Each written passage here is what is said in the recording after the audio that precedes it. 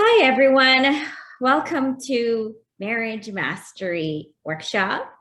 This morning, I am so excited to interview you and welcome to this mastery class. I can't wait to find out more about you and what you do. So Anne started Fully Thriving LLC because she's passionate about helping Christians restore their relationships. Connection and intimacy are essential for a happy marriage. And I believe that my background and her background in coaching, therapeutic, practices and in counseling, and she's an ordained chaplain as well. So we are very similar in that way. I'm so excited. And she's so unique, and she helps marriages transform because of her experiences and her work. Welcome to the audiences of Ruth Falk. Like, we have some people here that couldn't make it or register for it, so I'm excited that we decided to interview you and record this and share with so many people out there. Thank you for doing this. It's such an amazing work. And what inspired you to get started helping couples transform conflict into connection and intimacy? Yeah, well, thank you, Ruth. I'm glad to have this conversation and so grateful to know you.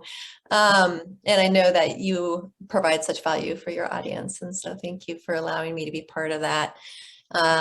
Yeah, so I got into this because, well, first of all, let's everybody who's listening, just ask yourself, do you want to feel more connected in your marriage? Do you want to feel heard and understood? And, obviously the universal answer is going to be yes, yes, yes, for really anybody. And for me, how I got into this work is I grew up the daughter of a psychiatrist. And so I was kind of a psychology nerd growing up. When other girls were reading 17 magazine, I was reading Psychology Today.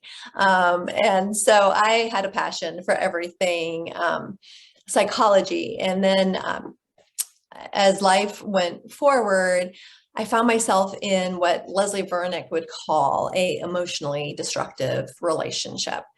And here I had all this knowledge. I had been working for my father. I had been studying things, and I was shocked. I was like, how did I end up here? And then in my situation, there had been some covert behavior. So it wasn't really clear. There was a lot of self-doubt, a lot of wondering, a lot of, do they want this? Do they not want this? Am I too much? Am I not enough? Am I, overwhelming? Am I, not good enough for this? And if you're listening to this, I'm going to guess that you've probably felt those at some point in time in a relationship, of that sense of self-doubt that we experience. And so flash forward, when I started my private, first I got the support that I needed, right? So first, hopefully everyone's listening in the sound of my voice is able to see and know that sometimes we just need support. Sometimes we just need somebody in our life to help come alongside us. And I was blessed to have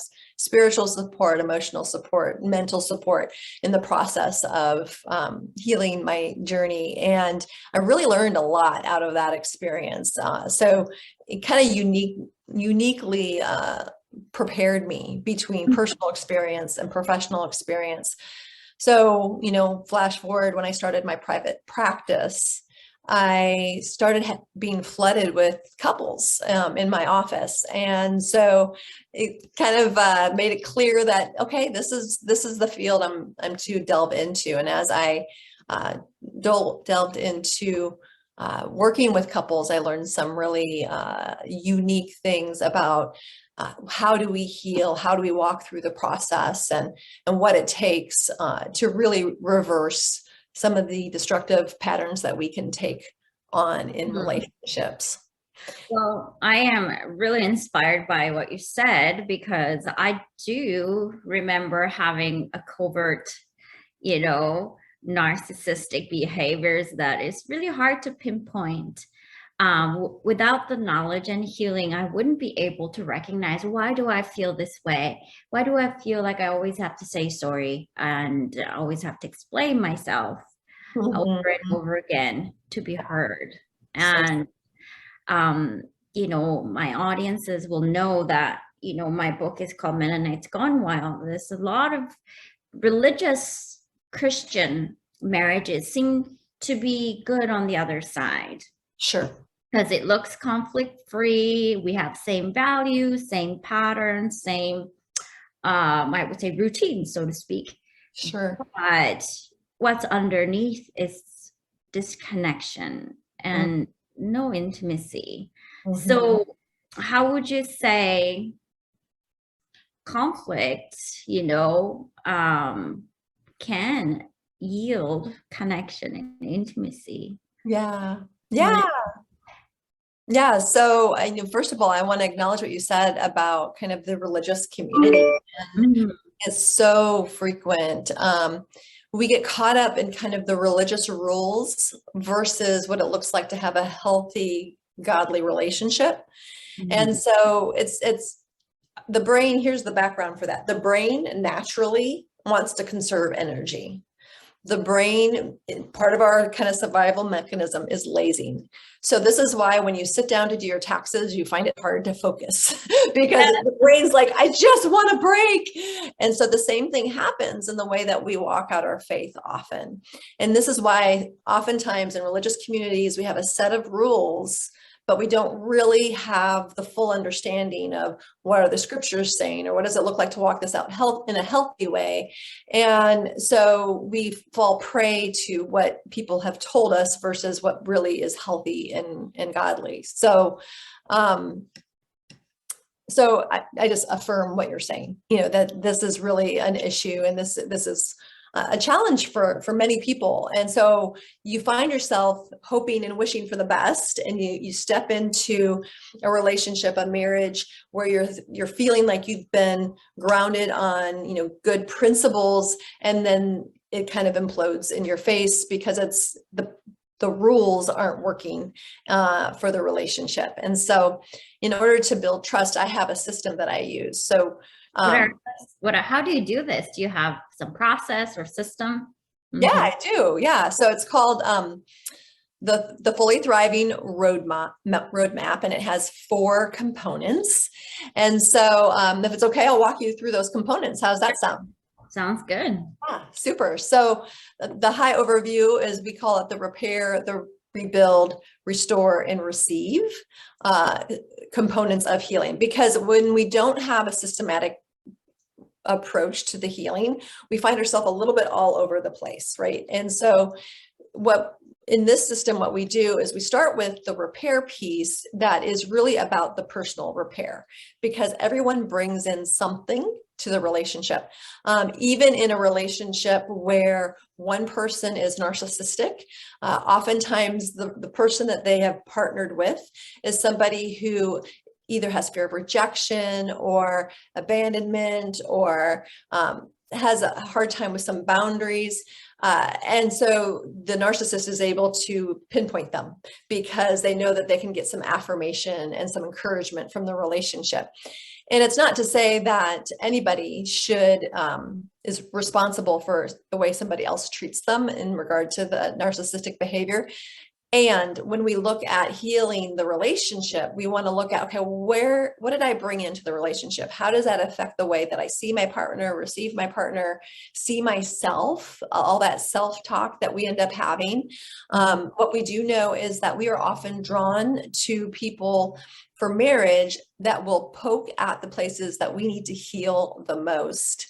And so I call it having the rocket fuel. So these issues that we bring into the marriage become the rocket fuel for the arguments. So when we're dealing with somebody who maybe is, 2 equally struggling people just trying to figure things out, when somebody hurts the other, it's like rocket fuel pain based on their upbringing and what they experienced growing up. And so when that comes into the relationship, we start to work through that so we can see ourselves more clearly, see our partner more clearly. And as a result, we start to see some shifts in the relationship.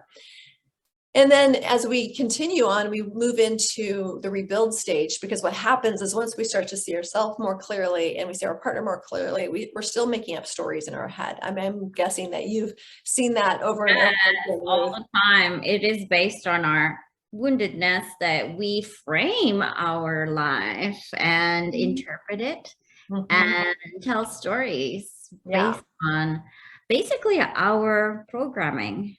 Right, right. Well, we have a meaning-making brain.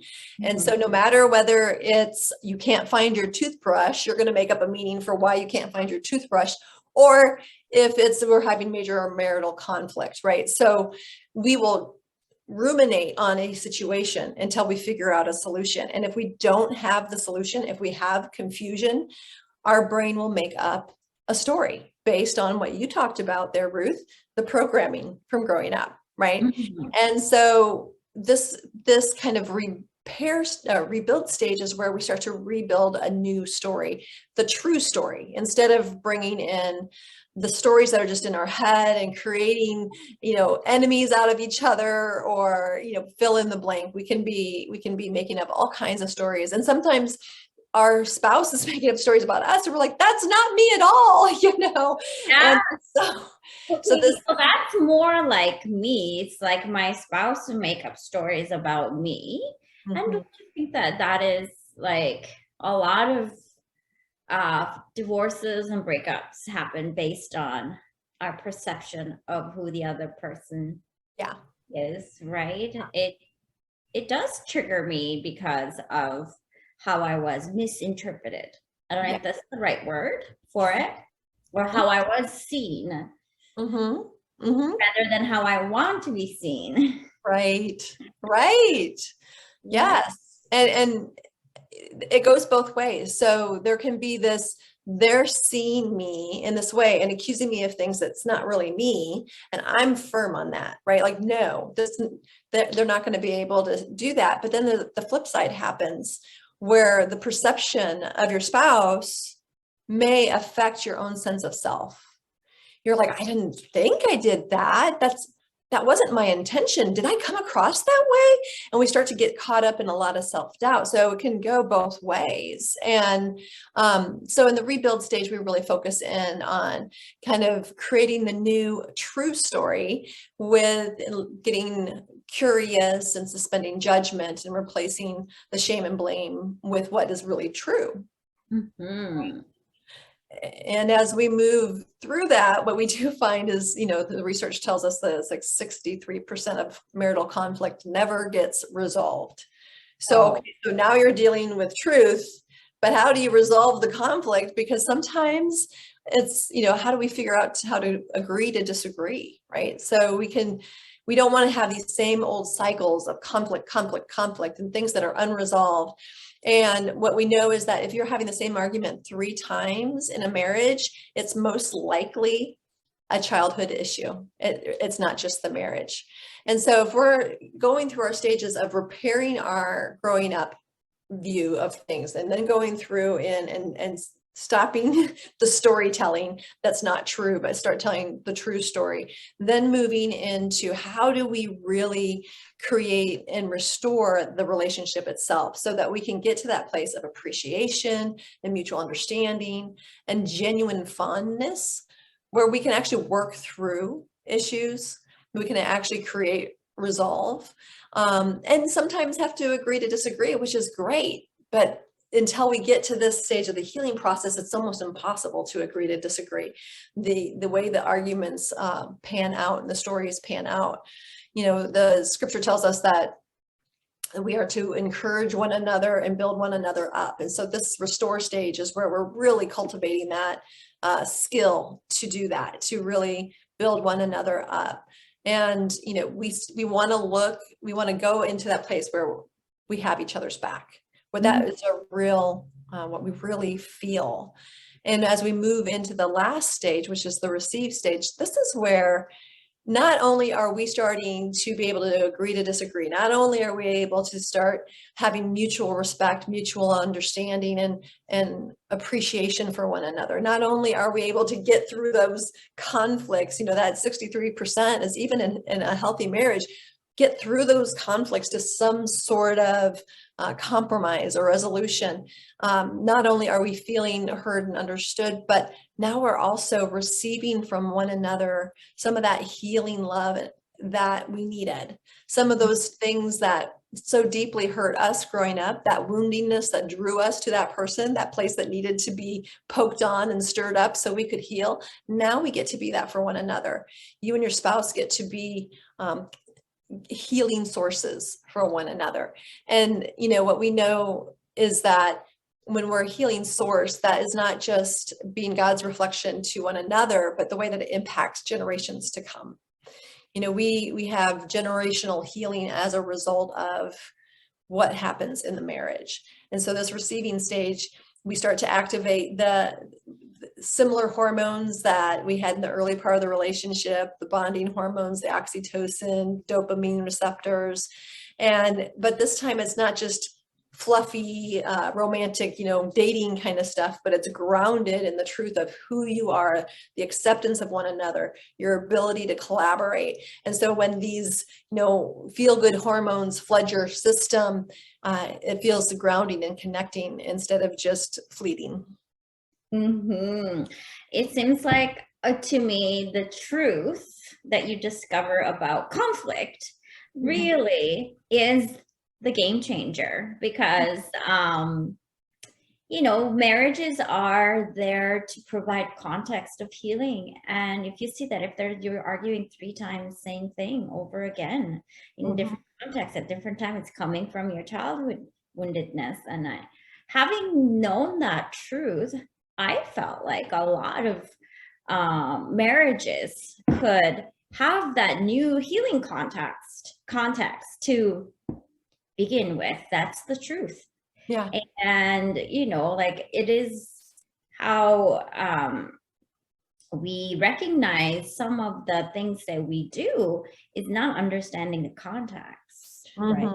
Context of what's underneath and why she's saying that. Why is this happening? Rather than just focusing on what does she say or what did he say or what am I feeling? There's always that context, and that's kind of true based on the truth of what God says and what you're teaching in your practices is great.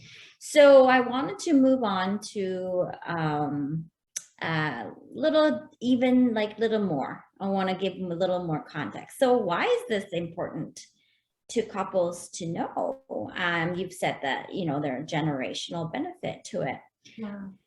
Knowing all of that, why are people still struggling to reach out to a therapist, and what are the things that are holding them back? Yeah, that's such a good question, because and I think you get this, Ruth, there's all these kind of subconscious wiring that we have, right? The knee-jerk responses that we developed growing up. And so, excuse me, we find ourselves, many people find themselves, and if you're listening to this right now, ask yourself these questions. Do you find yourself feeling like, you're not capable of a healthy relationship? Do you find yourself feeling like you're doing everything you can and nothing works? Do you find yourself feeling like, I have tried this book and this class and this podcast and this exercise, and you have become convinced that it's impossible to heal your relationship? A lot of people have that sense of either self-doubt. Some people even take it to the place of, maybe God doesn't want me to be happy. Maybe this is my cross to carry. Maybe God's not happy with me and this is my punishment. So there's a lot of this internal dialogue that, if you're listening, please evaluate, because we don't like to think we think that way, but we find that we do underneath, and that holds us back. This belief that I'm not capable, this belief that God's not on my side, this belief that I've tried everything and nothing works. And the truth is that people try a little bit of this, a little bit of that, a little bit of this, and none of it meshes well together. And so then they think they've tried everything, but they haven't, because like I shared, I've got a system that we use to create that healing. Instead of a little nugget here, a little nugget there, we have a system that builds on itself to create the healing and the wholeness that we're looking for. We know, and scripture tells us that the sin is on the father to the son to the third and fourth generation. And what we know from the science, the research, from secular research, is that dysfunction runs in families for 4 generations. And if we look a little bit later in the book of Deuteronomy, God says, but blessings for 1,000 generations. Yes, yes. And so we want to be that disruption that creates that blessing for 1,000 generations. We get to decide, we get to choose. And it takes risk. That feeling of, but if I try again and it doesn't work, is scary. Absolutely terrifying. And yet, when we create that disruption, we open up the door to those blessings. That's so good. Yes, it's like God has given us incredible responsibility, but at the same time, choice. To choose healing, to choose change history. Yes. It's up to you. And that is the reason I went into healing, is that, yeah, I felt those ways. I felt like I've tried everything and nothing worked.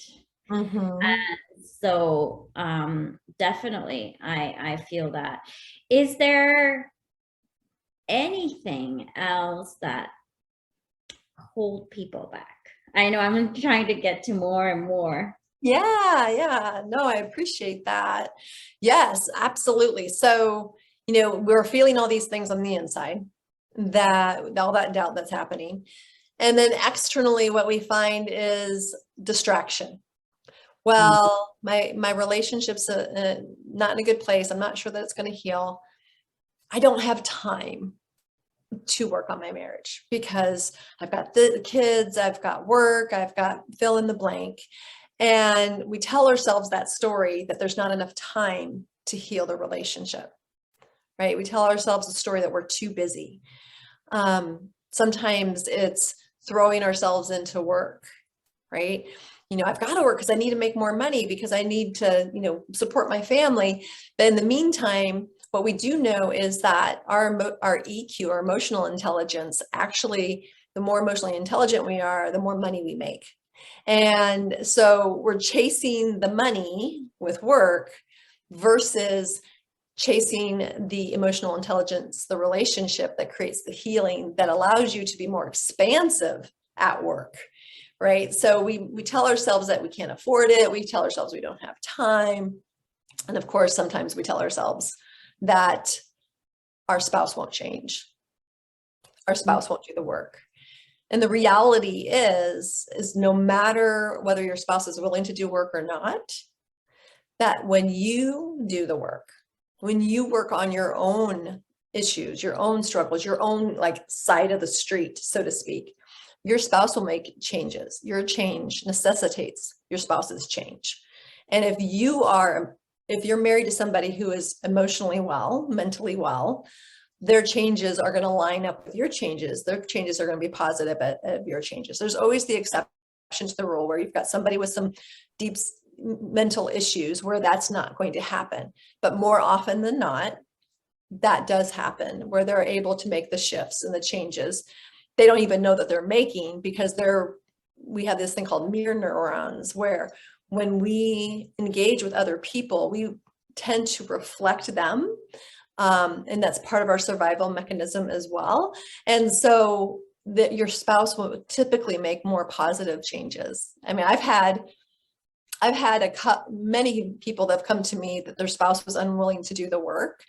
And later their spouse is thanking me. Their spouse is reaching out to me saying that I helped them save their marriage. And I never worked with the spouse. So there can be considerable change and growth on just working on your part, stepping fully into the person that God created you to be and creating that dynamic change that you want to see. Yes, it's amazing. So all these excuses and the blocks are absolutely not true, because truth is that you are making a difference by working on yourself. You Mhm. are creating an impact in your marriage. That's amazing. So what should listeners do next? Well, it's perfect timing because I have an event coming up, goodness, about 9 days from now, a week from this coming Sunday on the 24th of July, called the Marriage Mastery Live Retreat, where we're going to get to spend 5 hours together, starting with a Q&A. Well, first of all, we're going to go deep into these 4 steps of the healing process and really unpack what that looks like. And you'll get to hear stories of people who have done it and on the other side. So you can see practically what worked and what didn't work. And then we're going to kick it off though with a Q&A. So all these questions you have because you did that exercise the podcast teacher said that you should try and it fell flat, or that technique you read in the book that you couldn't figure out how to make it work in your relationship, bring those questions and we'll talk about, we'll talk about your questions and formulate the next part of this session together, including all those different elements as well. And not only do we have this amazing time on Sunday where we get to go deep together, and it's going to be virtual, so it's going to be in a Zoom room, so it's going to be very intimate. There will not be a replay because I want it to be a safe place for people to share their own journey. I want them to know that they're secure and safe and that their story is not going to be broadcast out to the world. And normally doing some kind of retreat like this is going to cost you probably something like $1,000, and you start adding in travel and all of those things as well. And this is just going to be $47. And for $47, we go deep. You get your questions answered. We work through the processes that will help you heal your marriage. And in addition to that, I have a few bonuses. So I have some scriptures you can pray over your marriage. I have a devotional for your marriage. I have 2 audio courses for you that you can, pop in the headphones and take them on a walk. One is called Build a Connection. It's about emotional intimacy. And the other one is Bounce Back Better, which is about overcoming setbacks in your marriage. So all of that for $47. That is amazing. And all the bonuses, amazing. I am so excited to share this information with my audience. It's exclusively to my audience. Yeah. I love that you're doing that. And thank you so much. Is there a website or a link? Yeah. So it's Marriage Mastery. Oh, you know what? Let me put it in the chat because the link that your audience is going to use is a unique link.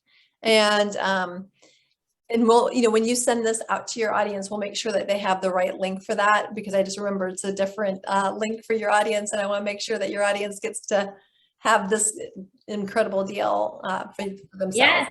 Yes. I'll make sure that I'll share my unique link to that. Wow. Thank you so much for this incredible journey and that you've had and the work that you do. I appreciate you so much, and I am excited to share with my audience about your workshop. It's a 5-hour marriage mastery live, and just you can scroll down in this, content, and you can see it below it. I would love to be in attendance as well and just share my nuggets and share, what it's all about. So all that being said, is there any last comments, anything that you want to share with your audience who is tuning in and watching it later on here, who are resonating with what you're saying? Yeah. What I would say is that there's always hope, that our meaning-making brain puts limits on what we can have. And not only that, our personal experiences, whether it's within the marriage or whether it's outside the marriage, we can find ourselves limited in what we think can actually happen, and know that every relationship, every person can heal and get whole. And it's a matter of choice. It's a matter of intention. I tell my clients all the time, with consistent intention, we create sustainable change. And so having the intention to do what you need to do to create that wholeness, and know that it's possible. Mm-hmm. Absolutely amazing. Hope that we have in scriptures and what we have available in this world is enough. Yes, yes, Okay. yes. Awesome. Yes, yes. Thanks All so right. much. It's been Yeah, fun. thanks so much for coming. Hope you have a good day. Yeah, you too. Bye.